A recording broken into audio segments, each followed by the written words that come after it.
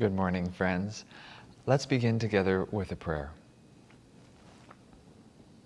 Heavenly Father, Divine Mother, dearest friend, beloved God, great masters of Kriya Yoga, Jesus Christ, Babaji Krishna, Lahiri Mahashaya, Swami Sri Yukteswar, Paramahansa Yogananda, saints of all religions, we bow humbly before you all. Bless us today with a deeper inward relaxation into your sacred presence. Help us to work willingly with you, for you, serving joyfully throughout the day.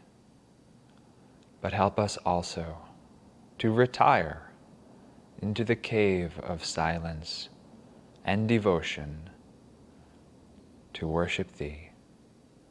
Om, peace. Amen. I've been thoroughly enjoying a chant of Swami Kriyananda's over the last month or two, and it is rest in God, live in God, in His light. And then we'll repeat it a number of times, and then we'll sing in His love, and then in His joy. And I have found a lot of psychological benefit and some wonderful upliftment from this chant, and so I'd like to share it now with you. And as we chant this, let's try to really feel that we are surrendering and resting in God's presence.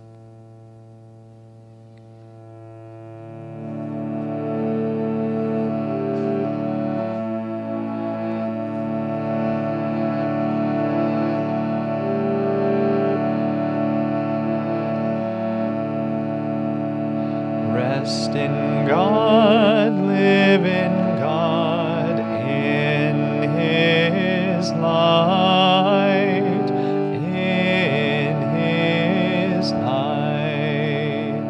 Rest in God, live in God, in His light, in His light.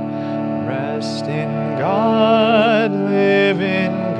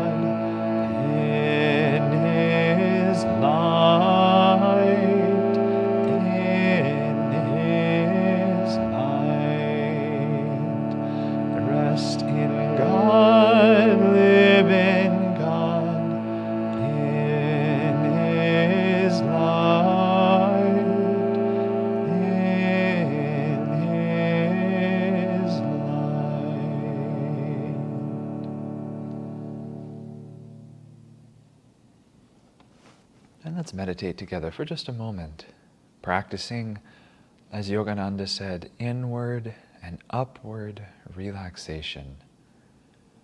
Relaxing effortlessly into the superconsciousness, into God, resting in God, living in God, in His light.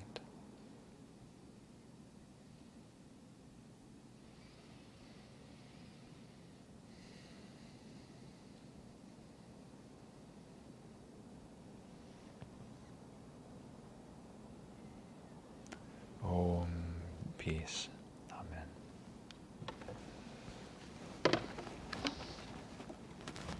So good morning and welcome back to another discussion on Whispers from Eternity, where we will be going in once again into this book of sacred prayer demands, both looking to discover a little bit more about how to pray, but also a little bit more about how to live. Because Swami Kriyananda said, and this is such an interesting key to remember when we discuss this book, that he said really this book is a handbook on right attitude, that it shows how to live as a devotee and how to approach almost every situation in life. And that's very interesting to me. And so in harmony with that chant and with the prayer that we began with, I'd like to read a Whispers from Eternity now for us. And this is Whispers from Eternity number 13, Prayer at Eventide. So let's close our eyes, gazing up at the spiritual eye, relaxing your heart. And even though it's morning now, if you're watching this live, let's imagine and try and live the words of this prayer as I speak them. The day is done, refreshed and sanctified with the sunshine of the day. I pass through the portals of evening, dimly adorned with faint stars, to enter into the temple of silence and worship Thee. I worship Thy spirit of approaching calmness. What prayers can I offer? For I have no words to offer Thee. I shall light a little fire of devotion on the altar of my soul.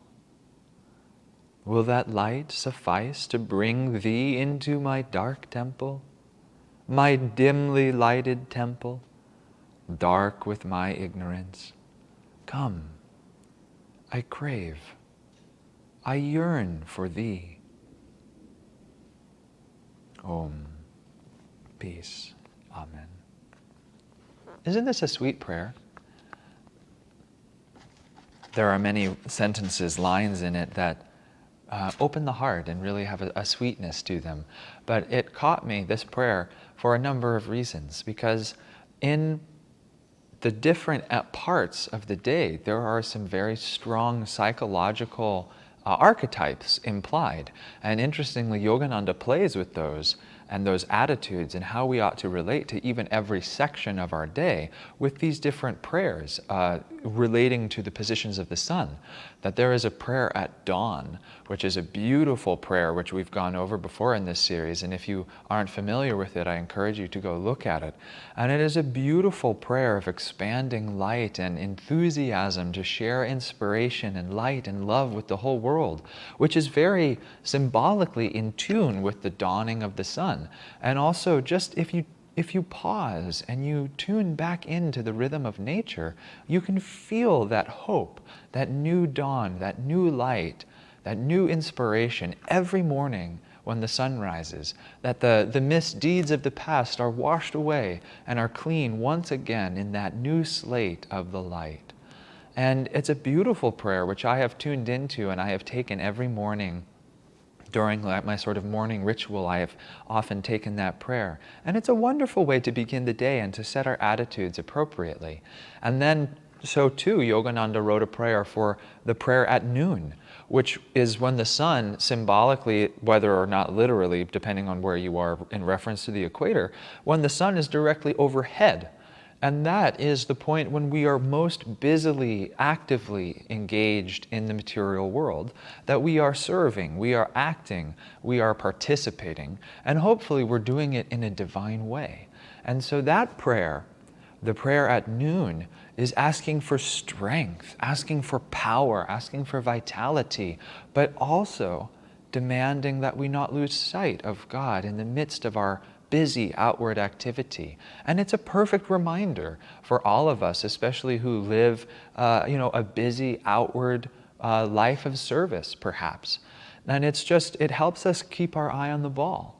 That, if you are a busy working professional, that prayer at noon might be just perfect for you to help keep your eye on the divine prize, even amidst your outward service.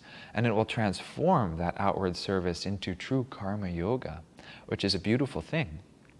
And I caught myself because I have tuned into both of those prayers, the morning and the afternoon prayer. And I suddenly realized this week as I picked up this book and I thought, what attitudes do I need to learn and develop this week, or just in general? And I happened to be thumbing through the pages of this book and I realized I haven't tuned into that prayer at Eventide yet. I haven't tuned into then the last one, the prayer at midnight, yet. What do these prayers have to offer? What are they encouraging? What attitudes are they embodying? What spiritual qualities are they embodying that I haven't yet been drawn to? And it was very good timing for me personally because I've been trying to focus on relaxation and inward and upward relaxation, because Yogananda said, and actually there's a video of him, that he says, I will now go into the superconscious samadhi state by inward, upward relaxation. And then he just simply raises his eyes and he goes into samadhi. And then that's how easy it is, really, to access the superconscious. It's not like, you have to sit there and howl and scream and tense all your muscles until you explode into superconsciousness. But it's just an effortless thing. It's like, you effortlessly fall asleep. And I think when you really go into superconsciousness, it's effortless but upwards instead of downwards. And so I've been trying to cultivate that because we need the concomitant quality from, for example, in energization, we tense with will, but then we relax and feel. And it is by equally emphasizing both of these qualities that not only do we gain the fruit of the energization exercises, but they actually complement and reinforce one another. That when we tense with great will, we use our will, it's only when we relax that we really learn how to be masterful in the application of that will. We learn refinement, we learn the ability to develop skill and awareness and subtlety, rather than just, say, brute force. So anyway, all this to say, I suddenly realized that this prayer demand at Eventide was very complementary to attitudes that I was consciously trying to work on, which is, I think, one of the hidden gems of this book, is that it can teach us through prayer how to develop the qualities and attitudes that we need to be drawn closer to the divine light. So this prayer at Eventide is so sweet, isn't it? And what struck me is it's a natural flow of energy in the world, that for every day there is a night, for every dawn there is a dusk, for every noon there is a deep midnight.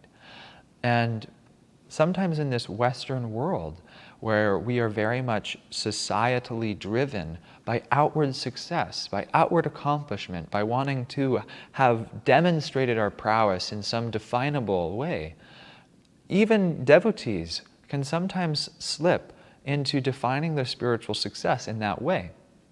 That we'll say, I have been a good devotee today because I practiced X amount of kriyas, or because I meditated for this long, or because I served this many people who were in need. And that is all very good. That's that prayer demand at dawn, the prayer demand at noon. But there's also dusk, and there's also the midnight of the interiorization and the inner relaxation and the absorption in God's presence. And these need to be harmoniously cultivated for depth in both fields, as a matter of fact. That without daytime, there would be no night. And without the rest and recuperation truly of the night, we would be unable to continue in the day.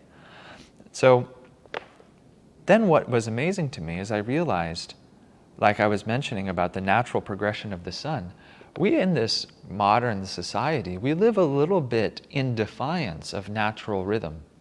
That we have, access to things like electricity and heating and all sorts of entertaining gadgets.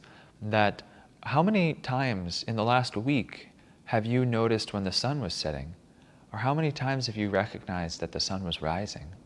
And it might be few, or perhaps it's many, but how many times have you consciously recognized the sun is now setting? There is a shift of energy and awareness.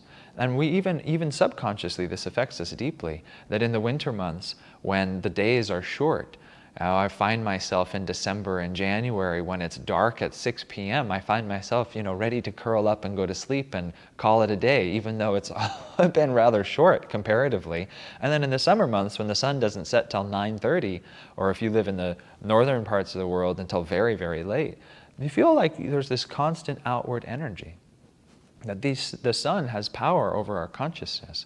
And if we tune into these moments, they can actually help guide us and direct us appropriately in these different moments throughout the day. But what I was realizing when I was tuning into this prayer was when I get out of the busy hubbub of city life and I go into nature, every summer I try to go backpacking in Yosemite National Park, which is like a true pilgrimage spot for me. It's a holy land in a sense. I feel very close to God when I go there. And when I go to that park, almost immediately my natural rhythm changes. And I find myself waking up before dawn.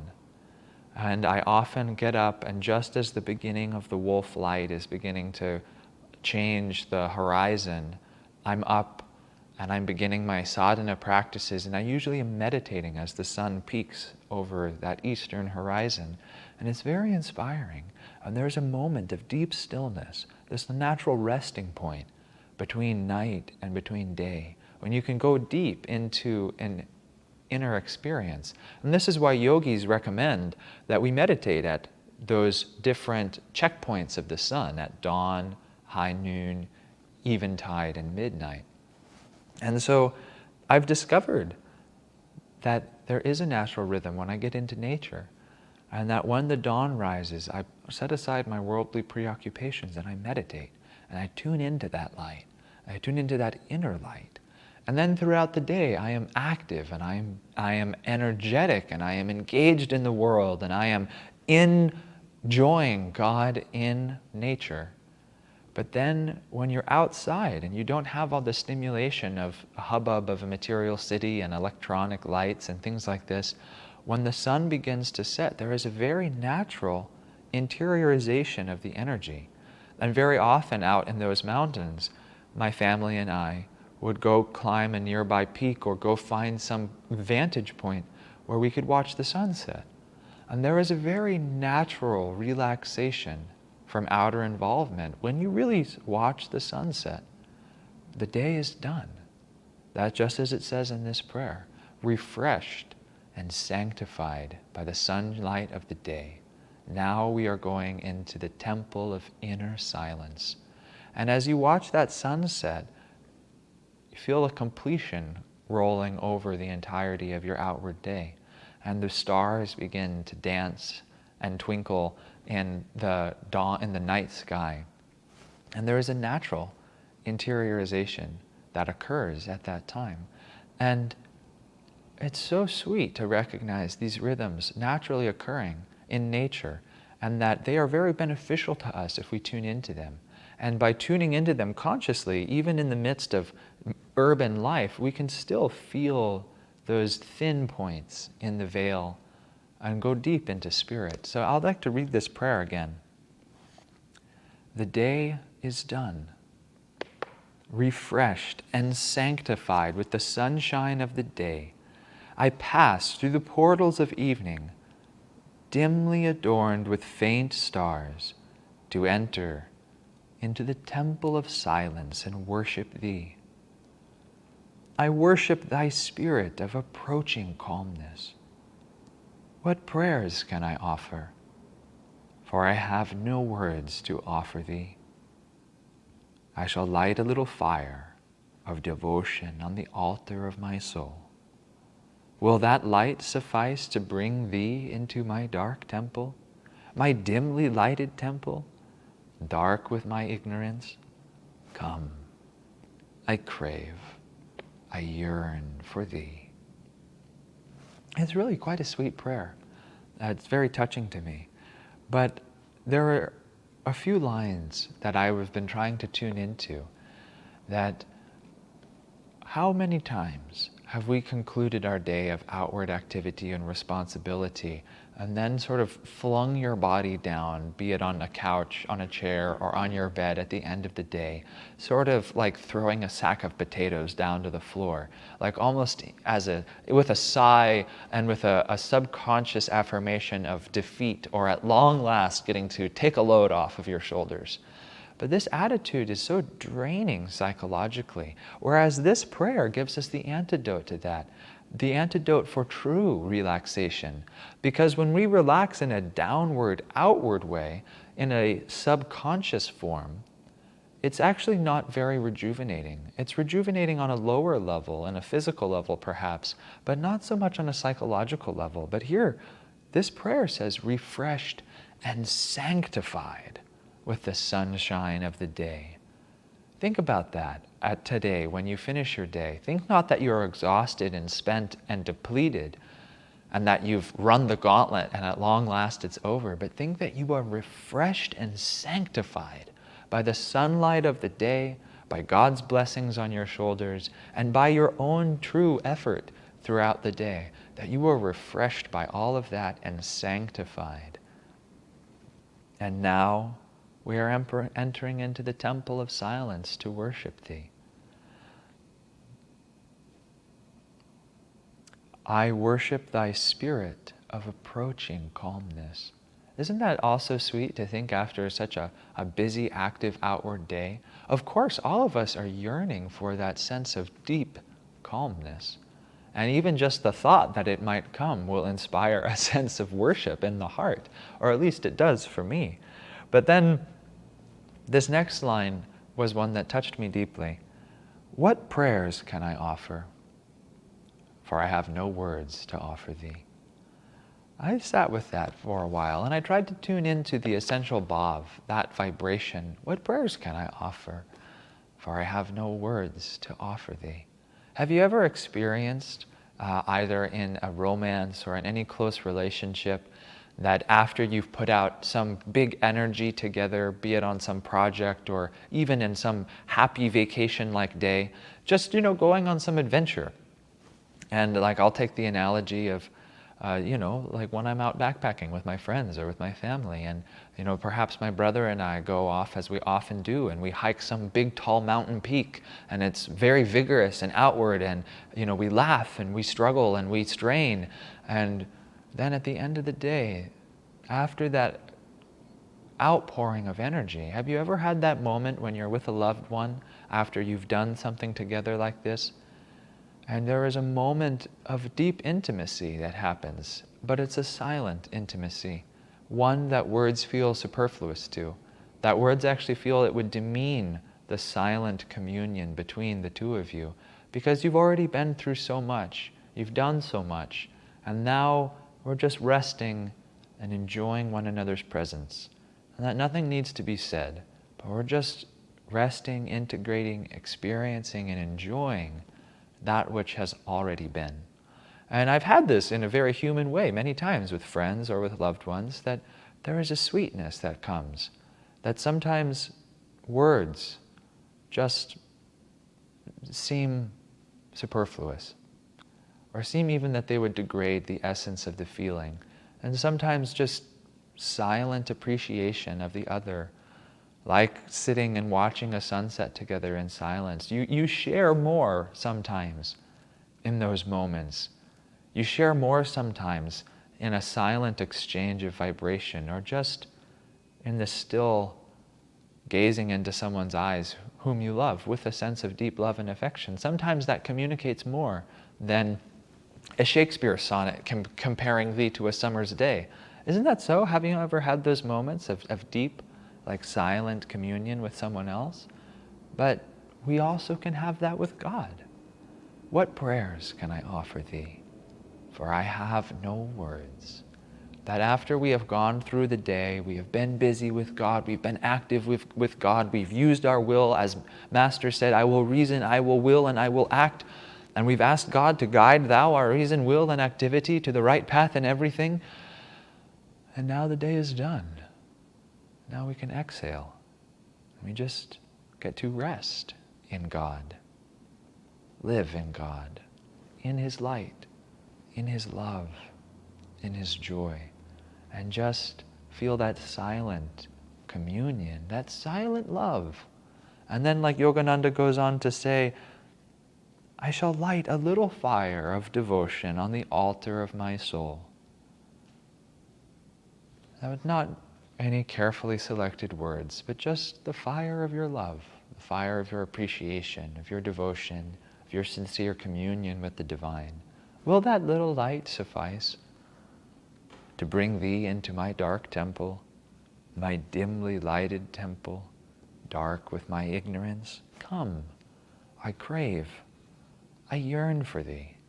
What a sweet prayer, and what a great way to practice true inner relaxation.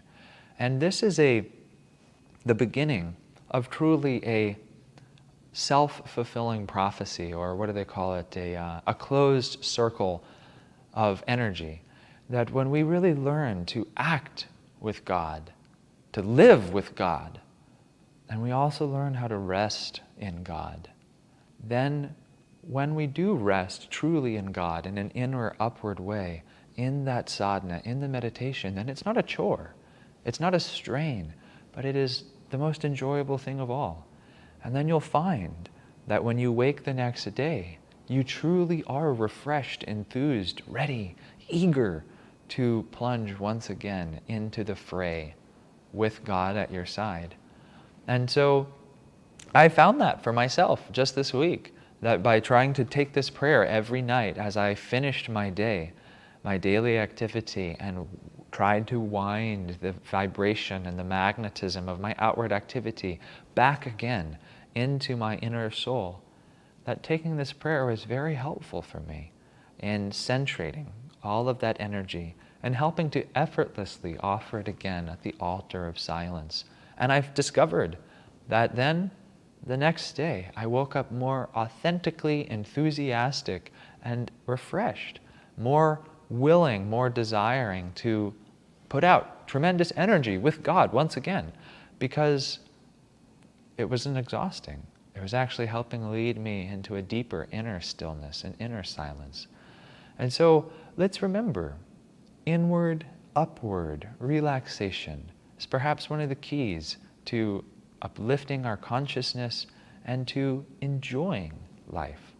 Now, we want to learn how to put out tremendous will, tremendous effort, tremendous energy, but we also need to learn how to relax in an inward, upward way so we can actually experience and live in that presence of God.